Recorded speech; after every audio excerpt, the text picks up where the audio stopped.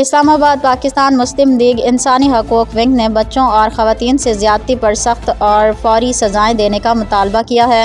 Human rights wing की सदर अनिला चौधरी ने एक इजलास की सदारत करते हुए कहा है कि पाकिस्तान में घरेलू तशद्दुद और बच्चों से ज़्यादती के वाक़यात बढ़ गए हैं। इन जराइम पर मुल्ज़मान को फौरी सज़ा मिलनी चाहिए ताकि आइंदा कोई ऐसी हरकत करने से बाज रहे। इस मौके पर उन्होंने मज़ीद कहा कि 20 बरस में कितने वाक़यात हुए और कितने लोगों को सज़ा मिली।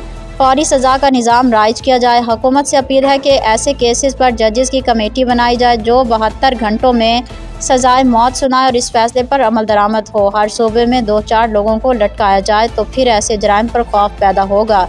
जब किसी को लंबे अरसे के लिए छोड़ दिया जाए या जल्दी छूट जाता है तो उसके हौसले बढ़ जाते हैं। पहले से बड़ा दरिंदा बन चुका होता है, खौफ ख़त्म हो चुका होता है। अदलिया को सख्त सज़ाएँ देनी चाहिए ताकि ख़वातीन और बच्चे महफूज हो सकें।